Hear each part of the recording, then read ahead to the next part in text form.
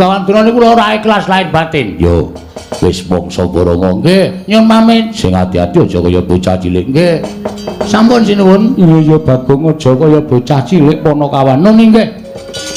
Nek mboten ngoten ndak ora rampung-rampung perkarane Durna niku mung arep gawe maksiat.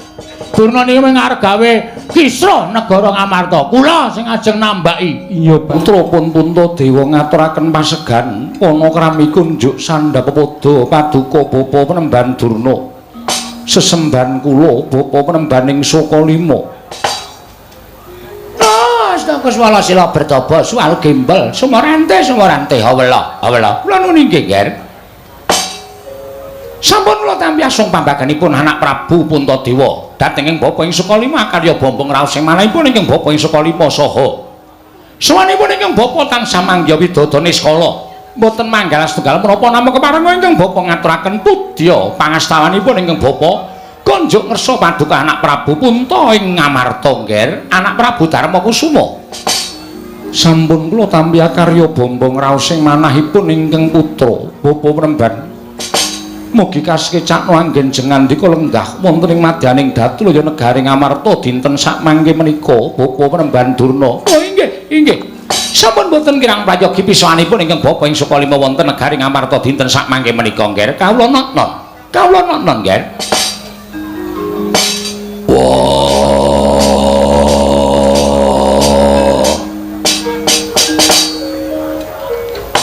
Durna bapakku. Aku ngaturake basaku katura. Durna guruku Sarawa ana ing negara Ngamarta. Durna bapakku. Ora kudara iki. Iya. Oh iya Nger, anak-anak nganindita bocah mursik iso mikul dhuwur mendhem jare karo wong tuwa ora kandhek ning pangucap nang kababar dadi pakarti. Ora kudara kowe mbagekke karo wong tuwa gawe gedhe ning ati ning wong tuwa ora liwat pengestunku tampanana ya Werkudara. Ya tak gegem dadekake jimat ora liwat prayoga nggon mulungguh ana ing negara Ngamarta. Madaning Datulaya negara Ngamarta Durna bapakku. Oh iya. Wis ora kurang kepenak praptaku ana ing negara Ngamarta dina samengko iki Bratasena. Bapa Penemban. Nadyan kula ngaturaken sembah pangabekti kula kunjuk. Bapa Penemban kula ngaturaken sembah pangabekti kula kunjuk. Oh iya anakku Nekula Sedewa tak tampa. Gawe gedhe ning atine wong tuwa ora liwat pangestune wong tuwa Sukalima tampanana ya pinten pangsen. Lho niki kula pun dinggo jimat paripe. Nok-nok kula pun dinggo jimat paripe ndayana ning kasantosan. Mugi parenga pinarak ingkang langkung sekeca Bapa Penemban. Oh iya wis ora kurang prayoga. Kula takon ning Datulaya negara Ngamarta dina samengko iki Nger. Nekula Sedewa. Saestu adamel kaget sotaning manahipun ingkang putra ing Ngamarta Bapa Penemban. Sarawa paduka bapa ing Sukalima mongko sengkan datanpa pepoyang menawi alit utusan cantrik Sukalima atur nawala agengipun paduka bapa Penemban utusan cantrik paring uninga bilirik lenggan sakmangke kepareng badhe tedhak wonten ing praja Ngamarta bapa Penemban ingkang putra ing Ngamarta nedya nyawisaken rata kencana saha nyawisaken Hermawar kinarya miji yampian paduka bapa ing Sukalima kacena tandha bektinipun ingkang putra Darmakusuma sakadang kadeyan dhateng Penemban Durna ing Sukalima bapa Penemban. Oh matur nuwun Nger, matur nuwun. Dene mekaten anggen paduka ngaturaken tandha tresna tuwin dharma bekti dhateng tiyang sepuh kados ingkang bapa ing Sukalima. Namung semanten tata upacara ing kaprajan ing mekaten menika kala wau mboten satrepipun menika paduka pisungsungaken dhateng bapa ing Sukalima. Menapa paduka mboten kemutan bilestunipun Pandhawa menika tasih anak-anak kula piyambak. Pandhawa menika tasih siswa kula piyambak mila pangraosipun ingkang bapa ing Sukalima pendak-pendak kula sowan dhateng negari Ngamarta menika tanpa beda kula menika wangsul wonten pertapan Sukalima. Pangraos kula Ngamarta menika tanpa beda kaliyan Sukalima tanpa beda kados diri negari Ngamarta. Ngaturaken panuwun ingkang tanpa pepindhan Bapa Penemban. Dene mekaten ya sing pangandika maduka bapa ing Sukalima karya bombong raos sing manahipun ingkang putra pun Puntadewa. Oh inggih. Ingkang salajengipun kepareng wambabarana ingkang sejati menggah menapa ta wigatosipun dene paduka kepareng tedhak wonten ing praja Ngamarta. Bapa Penemban menawi kepareng kawedharing kathah tumunten kababarna nanging menawi wadi tumraping para kadang sentana miwah para Pandhawa sanesipun monggo kula dherekaken manjing saklebeting kedaton pepanggihan catur netra kelawan ingkang putra ing Amarta pun Darma Kusuma bapa menemban matur sangat panuwun ingkang tanpa pepindhan ger akarya cumeblong raos sing manahipun ingkang bapa ing Sukalima dupi kula nampi timbalanipun paduka anak Prabu ing mekaten menika kala wau lan mugi andadosna ing kawuningan ingkang sepisan sawanipun ingkang bapa ing Sukalima wonten negari Amarta menika tuwi dhateng kawidatanipun anak-anak kula para Pandhawa jernyatanipun nadan para Pandhawa samangke sampun mukti ngawibawa Nyakrawati wonten negari Amarta ewadene Pandhawa menika tasih kula rengkuh kados siswa kula piyambak mila wonten jamak limrahipun ing atasipun kula menika jejeripun tiyang sepuh tuwi dhateng kajuwananipun anak-anak kula ing sami mapan wonten negari Amarta matur sembah sewu nuwun ingkang tanpa pepindhan bapa menemban awit saking pangestu maduka para Pandhawa tansah pinayunganing kawidadan niring sambikala anggenipun sami mapan wonten ing praja ing Amarta syukur ger syukur rinten panteraning dalu mboten kendhat anggen kula nyuwun dhateng panguwasaning dat Kang Purwengdat supadosa paringa berkah dhateng anak-anak kula Pandhawa ing sami mapan wonten negari Amarta. Inggih bapa menemban matur genging panuwun ingkang tanpa pepindhan. Dene dungap ingkang angka kalih. Mugi andadosna ing kawuningan sawanipun ingkang bapa ing Sukalima menika mboten saking pikajengan kula piyambak. Mboten pribadi kula piyambak. Nanging dapur dipun utus dening anak Prabu Duryudana dipun utus dening Koko Prabu Ngastina nggih kasinggihan mekaten menapa wigatosipun bapa menemban menapa Koko Prabu Ngastina paring deduka dhateng para Pandhawa utawi Koko Prabu Ngastina badhe paring pidana dhateng para Pandhawa lajeng kalepatanipun Pandhawa mapan wonten ing pundi upamya badhe paring bebingah dhateng para Pandhawa lelabetan menapa ing sampun katindakaken punta sakadang menika ngaten namung saderengipun ingkang bapa ing Sukalima menika munjuk atur menapa dipun paringaken radi majeng anggen kula ngabiyantur ngersa paduka anak Prabu Puntadewa supados sakmangke sampun ngantos duna dungkap anggen paduka badhe nampi dhateng aturipun ingkang bapa ing Sukalima nggih kula semanggaaken bapa penemban Purbawastra wonten asta paduka bapa penembaning Sukalima. Oh inggih, matur genging panuwun ingkang tanpa pepindhan, Nger. Anak Prabu Puntadewa. Monggo bapa kula aturi paring dawuh. Menggah menapa ta ingkang dados wigatosipun dene Kanjeng Koko Prabu utusan kelawan bapa penemban Durna. Supados tedhak wonten ing praja Ngamarta. Oh, sampun ngantos gadhahi raos kuwatir, Nger. Estunipun boten bab ingkang awrat, namung mugi boten perkawis ingkang sepele. Liripun kados pundi dene paduka paring dawuh mekaten. Ah, menika ngaten. Mugi andadosna ing kawuningan. Estunipun wale-wale menapa sampun wonten tigang candra tanggelengganing dinten sakmangke menika. Negari Ngastina kados ketaman welaking Jawata. Negari Ngastina kados ketaman begebluk. Monggo kathah para kawula ingkang enjing sakit sonten ketiwasan, sonten sakit enjing kapralaya.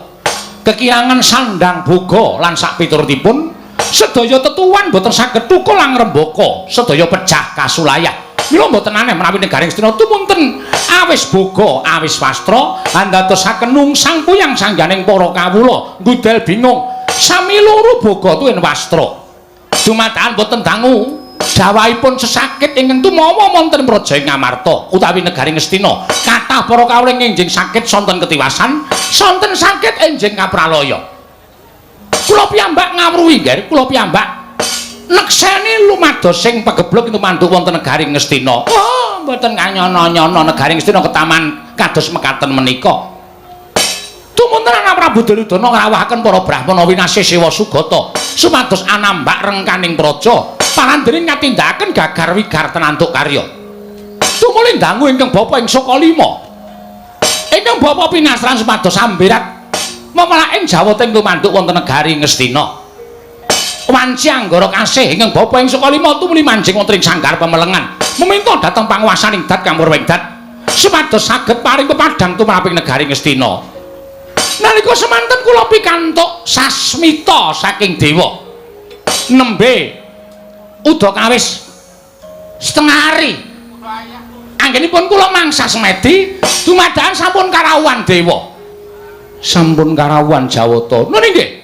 Namung emanipun dewa kala wau mboten ngetingalaken pasuryanipun namung suwanten ingkang dumeling wonten ing Karna. Kula tampi bilih dewa kala wau paring dawuh, Begawan Durna aja kuwatir Mas lan sumelang kang dadi ati kita. Negara Ngastina bisa waluya nirmala temajati jati temah mulya. Yen to negara mau kudu ditumbali ya kuwi pusaka negara Ngamarta. Jawata ngaten menika anggenipun paring dawuh. Gusti Durna bapakku. Werkudara piye? Mestine yen dewa paring sasmita marang titahe, mesti dewa mau nepungake dheweke iki dewa saka ngendi lan jenenge sapa, bawisike sapa, adat lupya sing wis kelakon kaya ngono. Kuwi ra adat lupya sing wis lakon iki ora pati kelakon kok Werkudara. Dadi dewa mau pancen ora ngetokke awake, ora ngetokke salirane, mergo tak sawang nalika aku entuk sasmita Durna jugara nggonmu tapa. Aku mengongi wae mengunengen ewadene sepa sepi sepen suwung ora ana sapa-sapa. Tumuli aku tingkem netraku, tumuli dewa mau nerusake nggone paring pangandikan. Paring pangandikan piye? Negara Ngastina bisa waluya nirmala temajati jati temah mulya yen to tinumbalan pusaka negara Ngamarta 3 cacahe. Pusaka negara Ngamarta 3 cacahe kuwi jenenge apa? 1 tumbak kara welang, 2 payung tunggul naga, 3 pustaka jamus kelima sada. Monggo kuwi pusaka negara Ngamarta. Lah, Nger, sawanipun ing ngebopeng Sukalima wonten negari Ngamarta dinten sak mangke menika, wonten Sukaliraning penggalih paduka anak Prabu Ngamarta kepareng paring ampil wujuding pusaka 3. Inggih menika tumbak kara welang, payung tunggul naga, pustaka jamus lan jimat kelima sada. Durna bapakku. Werkudara piye? Payung tunggul naga, tumbak kara welang kuwi pusaka sing ora nate pisah karo para Pandhawa. Ujaring para sepuh, ujaring para pinter padha nyebutake yen Pandhawa kelangan pusaka 3 kuwi paribasane pepes bayu kang tapis.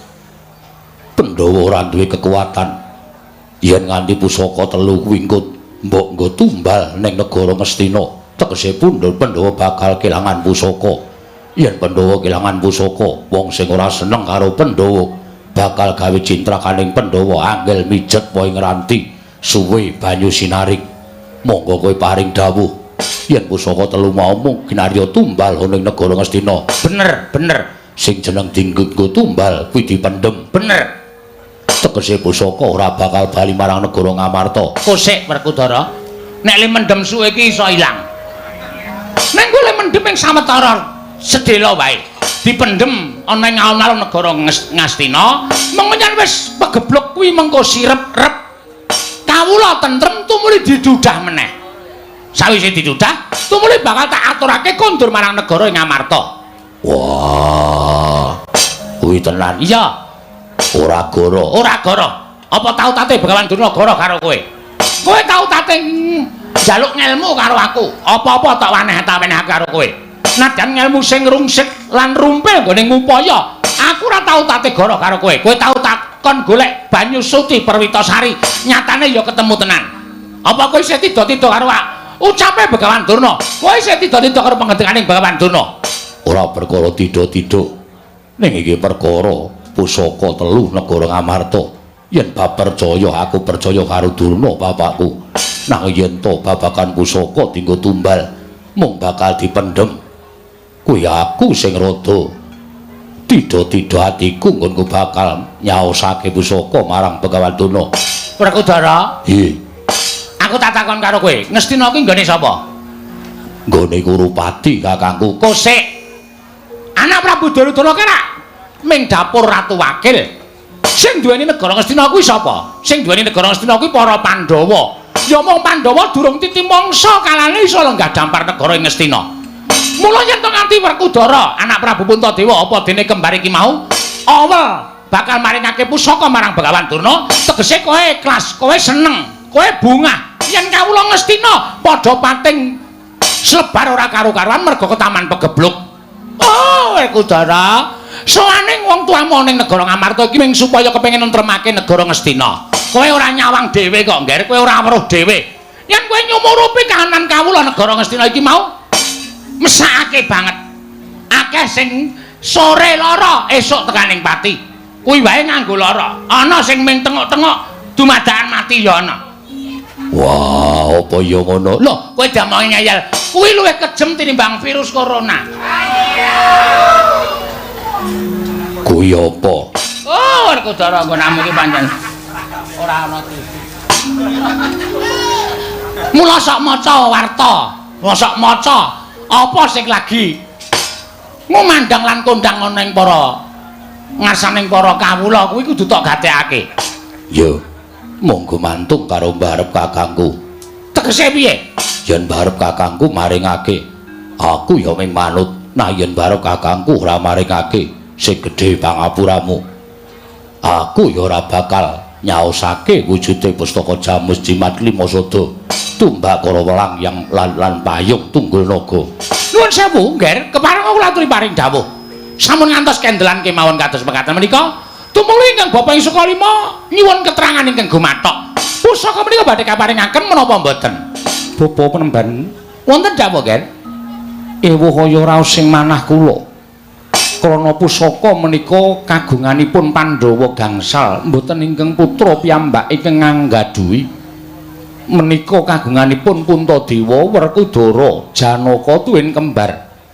Namung mugi andadosna ing kawuningan dinten sakmangke Pandhawa nembe gotang bapa penemban. Loh. Gotang dos pundi?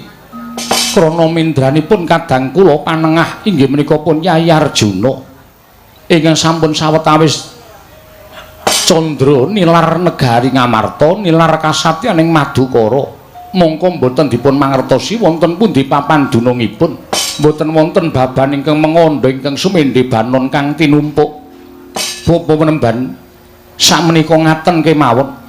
Bapa penemban kula aturi anguk madosi wonten pundi lenggahipun kadang kula pun Yayi panengah. Mangke menawi Yayi Arjuna sampun pinanggih kula badhe nyaosaken pusaka tetiga. Lho, Janaka menika kesah? Inggih kasinggihan mekaten Bapa penemban. Oh, lole. Ora pisan ora pindho Janaka ki mesti ninggal praja, ninggal kasatriyan. Monggo tanpa pamit. Wis dadi watake Janaka ning ora kaya sak gedhagan iki. Yen to Janaka nggone lunga saka negara Ngamarta, etunge wis ana sak candra ketulungguhan iki. Monggo anggere lunga seminggu lunga, sesasi eneng omah, mengko 3 sasi lunga meneh. Wah, mula durna bapakku gandeng kowe pendhita iso golek tamba tumraping negara Ngastina sing ketaman pegebluk. Mestine kowe uga bakal ngerti nang endi dununge Janaka. Werkudara? Nggih. Nek kowe mau matur kaya ngono, Janaka wis ketemu wingi awan. Apa iya ngono? Lho, bapakmu Begawan Durna iki pendhita ingkang buntas kawruhe sithik paningale. Mula kowe yen takon karo Begawan Durna babagan Janaka menyang endi, iki dadi syarat srana nggon bakal mboyong pusaka 3, iki wis bener. Merga sadurunge aku munggah ana ing kedaton negara Ngamarta iki janjane aku wis mikir, lho, Ngamarta kok kaya koncatan Yoni, Ngamarta kok kaya koncatan Kekuwung, kaya peteng dedet. Saka pitunganku Ngamarta mesti lagi godang, tegese salah sawijining para Pandhawa mesti lagi lunga saka negara Ngamarta. Lah, bener. Janaka lunga saka negara Ngamarta. Yen pancen ngono, Durna bapakku ngerti menyang endi dununge utawa lenggahe adhiku lanang Janaka. Oh, yen kowe takon karo aku kuwi wis pas. Wis cocok, wis memper. Yen pancen wis pas, wis memper, wis cocok, Durna bapakku paringa dawuh, Janaka mapan menyang endi? Mengko aku sing bakal ngajak bali marang Praja Ngamarta. Nah, nganti tekan dina iki aku urung ngerti Janaka menyang endi. Wah, aja wah, kowe aja pangling karo apa sing tak. Aku mesti sok kaya ngono kuwi to, ming bebeda atimu Werkudara. Sejatine aku ngerti. Janaka menyang endi? Janaka kuwi menyang jagat lor. Janaka menyang jagat lor. Jagat lor kuwi ya opian. Mengko yen kowe nang jagat lor ora ketemu Janaka, kowe ngidul. Engko nek ngidul ora ketemu Janaka, kowe ngulon. Nek ngulon ora ketemu Janaka, kowe ngetan. Nek ngetan lor kidul wetan ora ketemu Janaka, jagat iki diubengi. Mesti bakal ketemu Janaka. Wah, kuwi wangsulane bocah cilik. Pancen aku isih cilik. Aja kaya ngono. Wangsulana. Yen perkara kula kudu nemokake Janaka nuwun sewu, Ger. Nuwun sewu. Manah kula nembe kebak. Kebak kados pundi Bapa Penemban? Inggih kula nanggen kula menggalihaken kawontenan negaring Astina. Namung ngaten kemawon. Samenika dipun walik kemawon. Dipun walik kados pundi? Kersa ta diwalik? Kersa Bapa Penemban. Samenika dipun walik kemawon. Dipun walik kados pundi? Pusaka kula beta rumiyin 3 cacahipun tumbak para welang payung tunggul naga pustaka Jamus Lima Sada. Samangke badhe kinarya tumbal wadaling Praja Ngastina. Menawi Ngastina sampun ketingal padhang kula ngunduraken pusaka sinambi kula gandeng tangani astanipun anak kula pun Janaka sowan wonten negari Ngamarta. Menawi ngantos mrucut aturipun Begawan Durna menika, oh mugi-mugi tetel kabar. Gawe kaget. Tak kira yen to Ratu Sabrang ingkang sowan Werkudara apa bareng tak wis padake raine ora pangling iki rak Bagong to. Wah, caedan linyilih sandangane endi? Tak kira nek anakku Gatut Rama Kyai, Bu. Bagong kok liya bisa-bisane ing atase dadak nganggo sandangan cara satriya kaya mengkono. Nune nggih. Sewu-sewu kalapatanipun ingkang abdi pun Bagong Tadawadana sinuwun. Ya ora dadi ngopo Bagong. Betek-betekipun kula pengin merajakaken sinuwun Prabu Darma Kusuma ngantos kula nyewa sandangan ngenten iki. Iya Bagong. Nggih, nyuwun ngapunten nggih. Ora dadi apa? Oh, nuwun sewu, Ger. Menika sinten? Menapa ingkang putra Jodipati? Menapa putra Madukara? Sanes Bapa, mbok menawi Bapa mboten mresani krana saking wingking. Menika pun Panakawan Bagong. Wedhus tenan ora. Tiwas tak apik-apikke ora nganti dehem ngono Nalendra sowan. Oh jebul Bagong to iki. Wah lah Penemban Durna barang teng mriki. Oh iya Bagong. Oh kowe nganggo sandangane sapa? Mboten ngertos niki sandangan Sencaki napa Gatotkaca kula radong. Sing penting kula nggo. Sing wigati kula merajakaken sinuwun Prabu Darma Kusuma. Panakawan Bagong Padhararja sapraptamu. Nun. Tansah pinanganing kawidadan ring Sambikala. Kepanen kula ngaturaken sembah sumenging pangabekti kula kunjuk saipun Wa Prabu. Wa Prabu dengkulmu atos. Mengketa kaya putrane lho. Sinuwun Prabu Darma Kusuma. Iya Bagong tak tampa pangestuku Tampanana. Kula pundi nggo jimat paripe dayanana ing kasantosan. Bagong Padhararja. Nune nggih wilujeng Ndara. Prayoga nunggun mulunggu. Nggih. Aja dienggo sak nggon-nggon, engko ndak kleru leh ku nyebut. Mboten mungkin iki bar niki nggih. Cucul kula ya ming wangun apa mboten ngoten lho dadi piyayi. Le wangun awakmu wis wangun ning raimu tetep kere. Kempun atos suarane. Oh, Bagong Padhararja sapraptamu. Pengentenipun Begawan Durna wilujeng nering Sambikala. Oh iya tak tampa. Pangestuku Tampanana Bagong kula pundi nggo jimat paripe dayanana ing kasantosan. Bagong Padhararja sapraptamu. Panangan Bagong Padhararja sapraptamu. Pangestunipun Ndara Kembar wilujeng bekti kula kunjuk. Iya Bagong. Tak tampa pangestuku Tampanana. Nune nggih sanget anggen kawin dadosaken jimat. Tak tampa pangestuku Tampanana Bagong. Nune nggih jimat. Nenana ing kasantosan kabeh ping do mengestoni cok.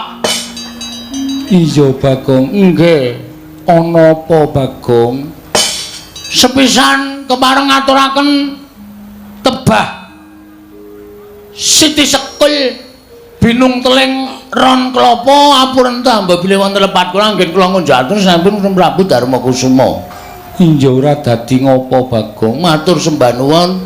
Ndungkap angka kalih mugi andadosna ing kawuningan.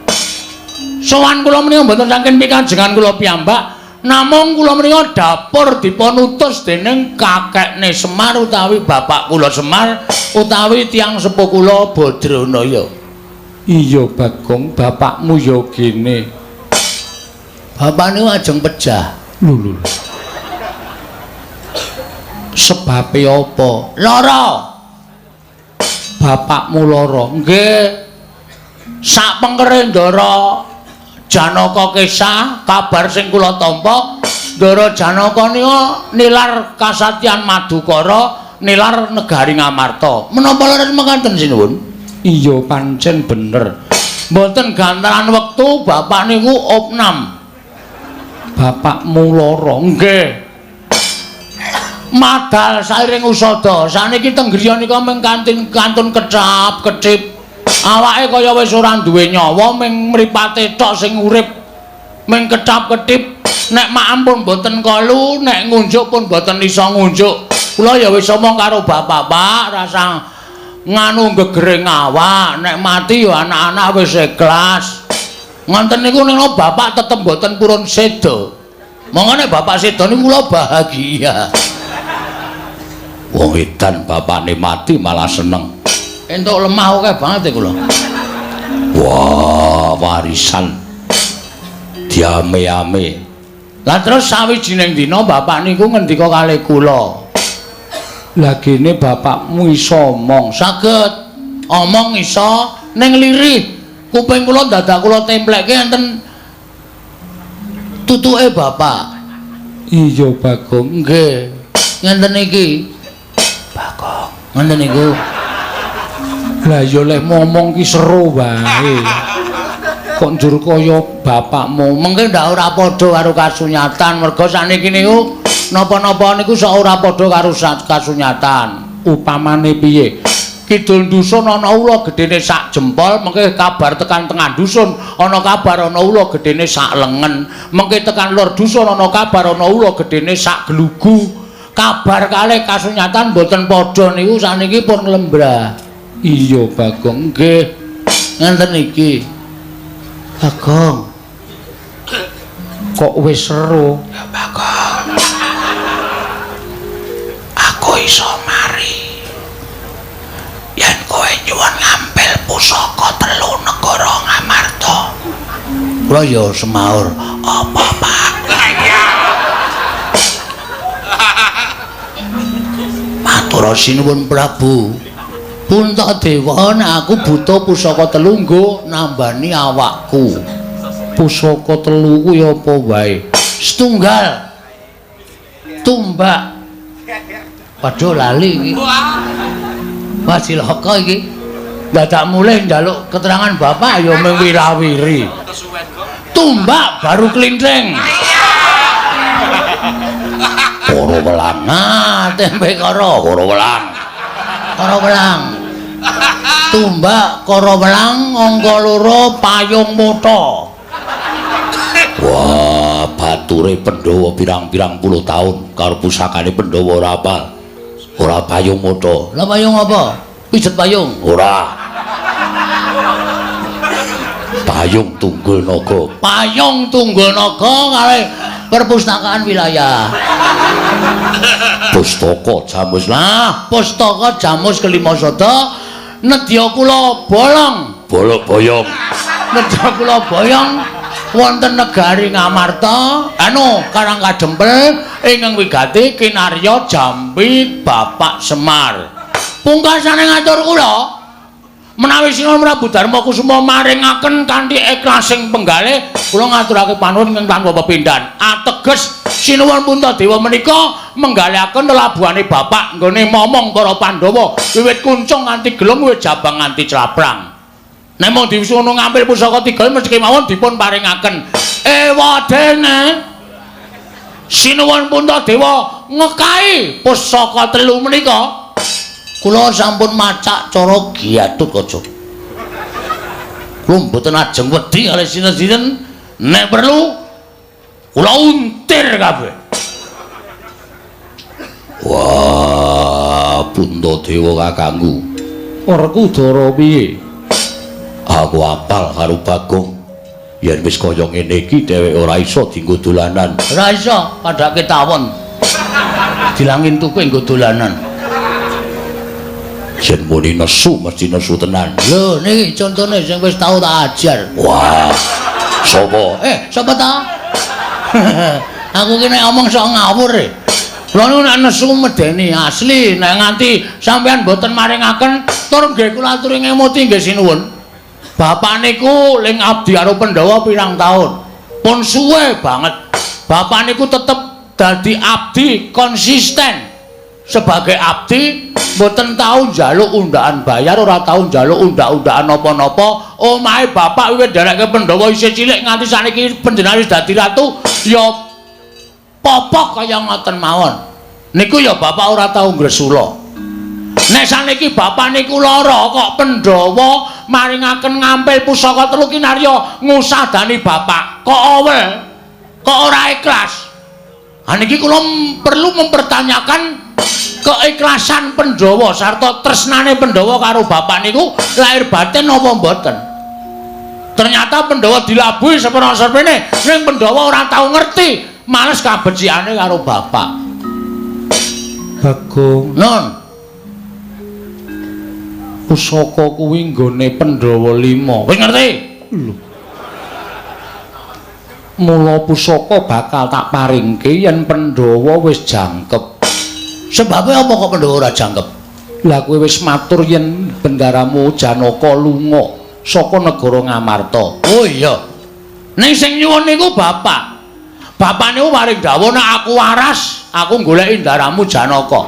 Ning gandeng aku kahanane kaya ngene, aku ora iso goleki ndaramu Janaka. Mula aku waluyakno sik srana pusaka telu niku. Mengkene bapak pun kebacut waras, bapak sing ajeng nusul utawa goleki Ndara Janaka. Ngoten ngendikane bapak. Werkudara piye? Werena. Wah, yen Bagong nganti ngopo-ngopo aku ora tanggung jawab. Kowe sing kudu nanggung. Kembar kepiye? Kula aturi maringaken kok Prabu. Kok Prabu kula aturi maringaken. Bagong menika bocah edan. Menawi ngantos sakmangke mboten pun paringaken geger sampun geger negari Ngamarta. Sinten ing badhe ngendhakaken dhateng pun Panakawan Bagong. Oh. Piye? Anu pripun? Iya Bagong. Pripun paringaken napa mboten? Kusik iki ana perkara. Lho, urung kaya ana masalah. Rawuhing Bapa Durna mrene uga kepengin mbutuhake pusaka telu Bagong. Gandurna? Iya. Gandurna mbutuhake pusaka telu sebabe Ngestina ketaman pegebluk bisane Waluya ditumbali pusaka telu sing tok kandhakake mau. mangke riyen. Saniki kula tak takon karo sampean. Panakawan karo Ngastina abot sapa? Pun ngoten mawon. Panakawan karo Ngastina abot sapa? Kula ndereke sampean niku nganti sikil dienggo sirah, sirah dienggo sikil ora tau menuntut napa-napa lho. Terus saniki sampean kok ajeng belani wong Ngastina. Sampeyan lek kesia-sia niki wiwit umur 5 taun wis disingkirke saka negara Ngastina, disingkang-singkang karo Kurawa. Nek cara Kurawa, nek cara kula nganti kesusu-susu. Nek cara kula, Kurawa ketaman pegebluk ambok ben modar kabeh. Nek Kurawa modar kabeh, panjenengan lenggah teng negara Ngastina. Panjenengan rasa nglakoni perang Bratayuda. Bratayuda. Hah? Bratayuda. Ora sida wudo. Wah, Wah, ora sida ndelok aku. Heeh, Bratayuda. Wis. Terus saniki bareng Ngastina ana apa-apa kok do nyermimih njaluk pambiyantu ning Pandhawa. Apa ora gagas jaman sia-sia karo sampean? Bagong, wong urip ki aja duwe rasa males winales. Lah niku ora panjenengan. Panjenengan niku ratu sing pancen kondang ikhlas lahir batine. Aja kok brana picis. Aja kok garwa disuwun karo wong liya. Sugeng panjenengan disuwun karo wong liya nek nggo kabagyaning wong liya panjenengan maringaken. Mula ora aneh nek panjenengan menika keputihan. Anu, ludira pethak. Getih putih. Caedan lah. Iya Bagong. Nggih. Tegese ludira panjenengan pethak menika suci lahir batine. Saniki terus sampean abot Ngastina karo Bapak Semar. Monggo, ora masalah. Mang paringke Durna. Mang paringke Durna. ning kula wiwit dinten iki njaluk tanda tangan kula keluar sebagai abdi negara Ngamarta. Kula ora sudi dadi abdine para Pandhawa sing pancen ora iso nggatekke karo kawulane, ora iso nggatek karo kawula cilik kaya kula niki. Oh, lho pamunten, Ger. Kula nyuwun pamunten. Kula suwun kanthi sanget panjenengan kedah nglenggahi bawa leksana. Senyatanipun panjenengan kedah nglenggahi menapa ing sampun dipun leksanani dening anak Prabu Darmakusuma. Sapa sing dhisik didhisikake, sapa sing keri kudu nampa keri. Menika watahipun Narendra. Menawi panjenengan boten saged nindakaken kados mekaten menika badhe tetel kaliyan panjenengan. Saniki mung gumantung nyawang sing mbutuhke sapa? Apa sampeyan ajeng mentala karo Bapak Semar? Nek Bapak Semar ora ketekan pusaka telu, Bapak Semar seda sing kapitunan para Pandhawa. Oh, perkara Semar mati menika mboten napa-napa. Pandhawa isih duwe nata Ndarawati iki menika Sina Prabu Sri Bathara Kresna. Sina Prabu Bathara Kresna menika pengayomaning para Pandhawa, suwing para kadang Pandhawa. Kresna tanpa Semar ora gayeng. Ora gayeng. Ngoten. Pandhawa niku pancen kudu dimong piyai loro. Nek piyai loro siji ora ana gotang Pandhawa ora bakal iso nglakoni urip minangka dadi satriya ingkang utama. Nuwun sewu, nanging dhisik kula lho, Nger. Sawanipun rumiyin bukan durna tinimbangipun Bagong. Mula sing keri ya kudu nampa keri, sing dhisik ya kudu nampa dhisik. Pokoke sampean kudu menggaliaken perkawis Bapak Semar. Ampun ngrungokke suarane kongkang kengunya ing kekeleng. Kongkang menika kodhok gedhe, kekeleng menika leng. Kangkung neng kemawon tablek lendute modal. Ngoten mawon mboten sampean ngrasake omongane wong sing sanyatane sejatine menghargai cintrakaning para Pandhawa kanthi api-api ngestina ketaman pegeblok rebut pusaka. Nek pusaka wis karebut tumuli nuwun sewu badhe mejahi para Pandhawa menika angel mijet wae nganti suwe banyu sinaring. Bus, Bagong. Ngapa? Kowe ngecek karo Bapak Durna? Mboten ngecek niku nyatane. Lho, nyatane kowe ndakwa karo aku sing elek. Kula mboten ndakwa. Ning kula menika mung nggunakake ngelmu titen. Lha, nggunakake ngelmu titen. Durna Sengkuni Kurawa niku nek karo Pandhawa asline lair tresna ning batin sengit. Pun ping pinten sampeyan ajeng renak patine para Pandhawa. Ning nek saiki aku pengen nyuwun ngambil pusaka telu mau, kinarya nambah rengane kula jeng Kestina. Ajeng alasan apa kemawon kula iso maca ati sampeyan. Lho, nek ngono kowe ndakwa karo aku, kula ora perkara ndakwa. Ning perkara niki perkara Sinuwun Prabu Darmakusuma ajeng meneke pusaka dhateng sinten? Kula panjenengan ngalah, paringke sampeyan kula kudu ngalah, ora usah nganggo padu. Iki ku nganggo padu merga wis wani karo Begawan Durna. Kowe ngalah. Kowe kere gedibal 17 wong elek ngelok mripat. Semar kae yo mung kere. Semar kae wong ora duwe. Lho, Semar mati ya wis ora apa-apa. Wong sing mati wong ora duwe. Sing mati men kawula. Nggo abrak apa Semar? Semar urip yo men ngebot-boti uripe para Pandhawa. Bagong kok salin koloran iki arep gelut e. Gelut nang nganggo sandangan kasatriyan ki ribet dadak benake kelat bau. Dadak netepke ira-irahan. Cecok iki ajeng gelut niki kula wis krasa. Nek mboten kula ajangi jembar ndak mung sakepenake dhewe. Lho. Kowe ketoke bakal wani karo Begawan Durna. Lho, biyen wani saiki wani, Mbah. Ora ana alame Bagong kok wedi karo Begawan Durna iki kapan kula tak takon. Hah? Sampeyan ya wis kelingan nek kula niku mesti wani karo sampeyan. Lah kok dadak takon lho kok arep wani karo Begawan Durna.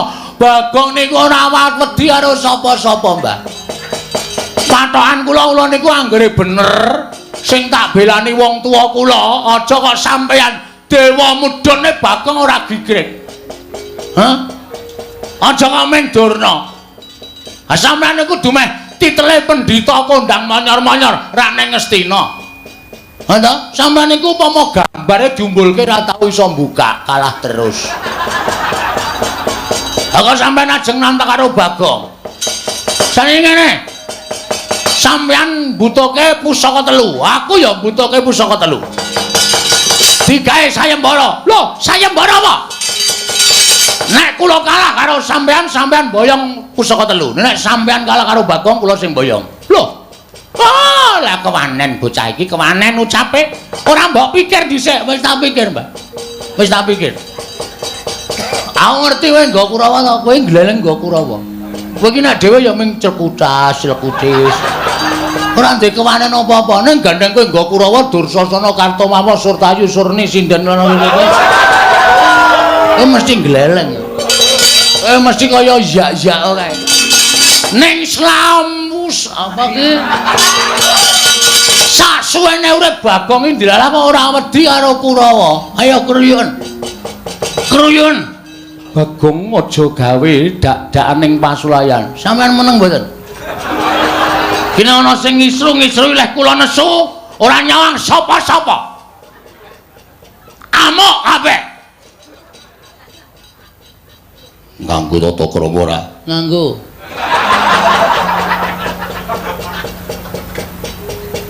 Kene wedi. Kono gedhe. Keserong nganggo akik lendodot. Wah. Lali ra tak copot. Lho nang ngono kowe wani karo Bekantara, sing tak wedeni apamu? Ayo metu jaba. Lho, kowe kok wong tuwa kok ora mikir to. Carane ta. Nek ora aja tak njaba. Rugi. Goblok ora. Aku ora guneman karo kowe sing ora ono. Nek panjenengan kemanane metu Jawa. Ayo metu Jawa. Tanding karo Begawan Durna. Nuwun sewu sinuwun mboten kula miwiti ajanging pasulayan. Ning gandeng Bagong pun ditantang. Nendi papane wong neter kanthi dayan. Nang alon-alon negara Ngamarta temtoke kowe apa aku sing tekani pati. Wah, pendhita tak ingkel-ingkel. Blajare mau wani, mau ora ana Begawan Durna. Nek ora ana Karepmu piye Bagong? putrane do mangkat mboten? Sapa? Ndara Gargaca, Ndara Antarja, Ndara Antarsena. Wah, aku ora weruh. Ning pendak-pendak pasewakan mesti eneng Gatot Antarja Antarsena ora bakal tinggal karo kewajiban. Sip. Kula nyuwun ngambil Ndara Antarsena ya. Nggih. Yo, Ndara Antarsena Ndara Gargaca Ndara Antarja kula suwun ngambil. sakarmu yen anakku gelem ngewangi karo kowe. Jalu ana tulung. Kon ngundurke Kurawa. Sip. Makasih. Iya. Sampun sinuwun kula nyuwun pamit. Sing ati-ati Bagong aja kaya bocah cilik. Darana kula sedewa kula nyuwun pamit. Iya Bagong sing ati-ati aja kaya iya Bagong sing ati-ati aja kaya bocah cilik. Dara Werkudara kula nyuwun pamit. Yo, Bagong sing ati-ati aja kaya bocah cilik. Matur nuwun lho pun paring ngambil Kang Putra. Begawan Durna niku kula ora ikhlas lahir batin. Yo, wis mangsa Baranga. Nggih, nyuwun pamit. Sing ati-ati aja kaya bocah cilik. Nggih. Sampun sinuwun. Iya ya Bagong aja kaya bocah cilik Panakawan. Nun nggih. Nek mboten ngoten ndak ora rampung-rampung perkarane Durna niku mung arep gawe maksiat. Durna niku mung arep gawe kisruh negara Ngamarta. Kula sing ajeng nambaki. Iya Bagong mangsa Baranga. Nun nggih, nyuwun pamit sinuwun. Iya sing ati-ati. Sampun Ndara Kembar. Iya Bagong sing ati-ati, iya Bagong sing ati-ati. Dara Werkudara kula nyuwun pamit. Yo, Bagong. Nyuwun ngambil Kang Putra. Yo, wis kono. Tak paringi ngambil. Nggih, ngoten mawon nggih mengke ndak selak kewengen malah ora prayoga kedadiane merga niki gawat tenan. Iya. Nek nganti sinuwun Puntadewa kelangan tumbak karo welang payung tunggul naga pustaka Jamus Lima Sada niku wong sing ora seneng karo Pandhawa niku ajeng gawe cintakaning para Pandhawa niku angel mijen moing ranti suwe banyu sinaring. Nggih ta? Iya. Leres mboten? Bener. Kula nyuwun pamit. Sing ati-ati aja kaya bocah cilik. Ndara Kembar kula nyuwun pamit. Iya Bagong, iya Bagong. Ndara Werkudara. Yo, ana mangkat to. Oh, mangkate ya, Jem. Nggih ngeslang dawuh. Kuwi sapa kuwi sik lemu kuwi? Adik kula. Rondo. Wah. Kok ora ngabari aku? Aku ki penggemar. Penggemar tekule atos. Sampun ngoten mawon kula nyuwun pamit sinuwun. Sing ati-ati aja kaya bocah cilik. Nun nggih, pareng. Iya. Nyuwun pamit Ndara Werkudara. Yo, sing ati-ati. Pareng. Yo. Merga kula niku nek wis karo Kurawa jane asli ora seneng. Sengit kula kepati-pati karo Kurawa. Mula kula niku ndek penjangka nek Kurawa ketemu Bagong ijan padha ijan upamane. Iya. Kartomarma pas mlaku-mlaku dhewe ketemu kali kula mesti tantang gelut to. Yakin kula jagelut mesti. Iya, mergo sengitmu karo Kurawa. Nggih, lah kula lek sengit iki mergane napa? Kurawa niku mesti gawe cintrakane ndara-ndara kula para Pandhawa. Monggo kula tresna ning ndara-ndara kula Pandhawa. Iya, ketok tresnamu karo Pandhawa. Mekaten. Sampun. Iya. Sampun. Iya. Pun nggih? Yo sing ati-ati. Ndara kembar pamit. Ya sing ati-ati, ya sing ati-ati, Bagong. Ora sak kesusu-susu sare-sare. Wis ya inggih ngatos-atos. Ora tak ajar tuman mae nggih. Iya. Ora tak waneni ndak durna iki arep sewiya-wiya ya ta? Iya. Mergo pun nggih? Yo sing ati-ati. Sampun Ndara? Iya sing ati-ati. Ndara kembar Iya sing ati-ati. kula tak medan jawi. Mbuh rawang sulat. Lho kok nesu? Pamit kok bola-bali. Ngene iki ngopo? Sangu. Ora nggawa dhuwit. Wah, Ora duwe. waduh. Urung ngomong wis muni ora duwe. Nggih pun, ngoten mawon. Kula nyuwun pamit tambeng mestu. Sing ati-ati aja kaya bocah cilik Ponokawan. Nun nggih. Pun mboten ngangge gamelan Iya. Untadewa. Nggih ngestaken dawuh. Werkudara Apa? sabubaring pasewakan Andakawana wene ana 300 ya. Mengko ndak aku ora kepenak uripku. Mung perkara Bagong. Wah, Ponokawan kentir. Wah, iso gawe wirang ratu Amarta. Kok jejekane. Aja Dimas pancen wateke Bagong kuwi kaya ngono. Yo, Yayi, ono apa? aja nganti Bagong kasempyok ing aradan. Tegese Bagong nganti cilik loro gedhe babak kulite. Dawono marang anak-anakmu sak biyantu kelawan Bagong. Yo. Si piye ngene bakal paring wangsulan karo Durna bapakku. Mengko aku ingkang bakal matur kelawan bapa Penemban Durna. Babakan nggone mboyong pusaka, aku bakal nyuwun pepanggil sarta ruba. Wah, yo ngestake dawuh. Babar pisan Dimas, budal kang padha sebengsun kondur ngedaton, kaya wis ora ana dawuh maneh Yayi Werkudara. Purna gadining pananggilan. Saujasa kondur ngedaton jlok saking dampar kencara kinampit gambaran gading kadhiraken sanggaring Promban Cedi. Manggung ketanggung Joko Paloro ing sami ngambil upacaraning keprabun. Kawis tinggal saking Mandra tindak Sri Naranata katinon sang Pun suwe ayo sawetara kok ora dehem ora watuk. ora lara kon watuk. Pun mertos lek kula omong. Wis, Terus keputusane keputusan sapa? keputusan sampean bilani kula mboten? Gong, Nun. aku kuwi tau tate tok udang. Nggih. Aku tau tate tok mong. Dek cilik biyen ning aku ora kelingan. Ning kowe tau tate momong aku, Gareng ya momong aku, Petruk ya momong aku. Semono uga aku Bagong. Aku kelingan jaman dijedi ning kawah Condro Dimuka. Biyen aku capet-capet ketok ana Ponokawan sing nunggu aku ning pinggiring kawah. Aku kula nika. Ha Petruk iki wedi karo panas. Gareng iki karo kawah Condro Dimuka di kula sing nunggu sampean. Kowe Nggih. ngaturke panuwun. Sami-sami. Sampeyan tegese utang nyawa kali kula. Mestine ngono. Yen nganti kowe kena genining Condro Dimuka, mesti kowe tekaning pati. Mula aku ngaturke panuwun dene kowe arep gelem nunggu nalika aku dijedi. Nggih. Nggih. Terus iki mau Kanjeng Rama paring dawuh. Rama sapa? Rama Werkudara. Ngendika pripun? Kowe arep diajar Kurawa. Nggih. Panjenengan nika pundha mangkat. Wonten sing gawa glugu, wonten sing gawa sekop. Ajeng mala kali kula. Terus sampean Aku didhawuhi Kanjeng Rama Kyai Jodipati kon ngewangi karo kowe. Oke. Ha iki sing arep kok mendorong tak ki piye iki? Aku ya kon ngewangi, gong aja kuwatir. Nah. Pun nek sampean niat ngewangi kula, maju gempur Kurawa. Ning nek aku sing maju kok kira-kira ngisini-sini. Apike ngene, Gong? Pripun? Aku ngewangi ning kowe maju wong methoke Kurawa. Yo gelut wae yo. Kowe karo aku senggel. Lho, Kok malah nesu? Nesu Wong ewangi kok malah kula kon maju. Kowe nek lara tak tambani, nek mati tak uripke. Aja kuwatir. Mangkato. Yakin? Yakin. Serius? Iya. Nganggo apa le nambani? Banyu sunget kuwi iki. Ki nek diperes metu banyune. Nek nggo nambani wong loro iso mari, nggo nguripke wong mati sing durung winanci iso kelakon. Wah, kene ndek kutil lampu. Kutil dengkulmu plocot kuwi. Iki pusaka padhake kutil lho. Kula tak maju, Aku sing tansah memanuki lakumu aja kuwatir.